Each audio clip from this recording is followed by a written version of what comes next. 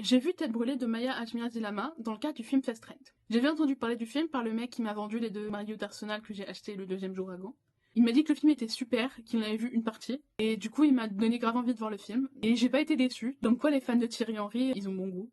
Le film avait été présenté pour la première fois à la Berlinale. C'est un film plutôt tranche de vie, enfin un moment dans la vie plutôt. Dans la vie d'Eya, une jeune de 12 ans qui est très attachée à son frère et qui va avoir sa vie un peu bouleversée quand celui-ci meurt soudainement. C'est un film un peu autobiographique sur la vie de la réalisatrice, et ça se sentait vraiment qu'elle savait de quoi elle parlait. Mais du coup j'ai bien aimé le film, il était vraiment tendre et émouvant. Il présente le deuil de manière vraiment intéressante, en mélangeant le moment de silence et les moments de communauté avec du bruit, mais les moments de silence dans la communauté aussi, enfin c'est vraiment, il y a un petit mélange vraiment très intéressant. En mélangeant vraiment les moments de rage avec les moments de pleurs, les moments de joie, tout ça, enfin c'était très beau. Toute la pluralité des émotions qui est montrée pendant le deuil est présentée dans le film et ça c'était vraiment intéressant. La représentation de la communauté tunisienne bruxelloise est vraiment très bien. Je peux pas dire que elle est accurate parce que c'est pas ma communauté, mais c'était vraiment bien d'avoir quelqu'un qui venait de cette communauté pour en parler. À la fin du film, on a eu l'intervention de la réalisatrice qui est venue pour nous parler du film, qui a souligné toute l'importance qu'elle a mis dans la représentation et tout le travail qu'elle a mis pour représenter de manière accurate mais en évitant tous les clichés. Elle a cité par exemple le rap qui est très présent dans le film mais aussi dans sa vie et le fait qu'elle a fait très attention à inclure du rap sans le rendre cliché, criminel, pampan, banlieue, tout ça. On retrouve dans beaucoup de films français sur la communauté maghrébine en France, dans les banlieues du coup, type La Haine.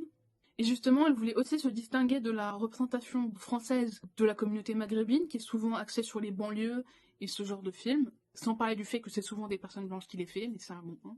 Alors que la communauté maghrébine à Bruxelles, c'est différent. Ils habitent souvent dans des maisons déjà, et pas dans des appartements. Pas mal du film se passe justement à huis clos dans cette maison. J'ai trouvé que le film était vraiment très bien réalisé, les acteurs jouent tous bien. Il me semble que pas mal des acteurs étaient des amateurs, où elle fait que un peu de théâtre. L'actrice principale, elle crève l'écran, vraiment. Elle porte le film sur ses petites épaules, même si les personnages secondaires sont incroyables aussi. Ils sont vraiment tous touchants. Genre vraiment, le film, il donne envie de pleurer à 15 fois. J'étais vraiment fou. Dans les personnages secondaires, il y a surtout les amis du frère. C'est vraiment l'inverse de la masculinité toxique. Ils sont tous très présents, très forts, très touchants avec la petite sœur de leur ami.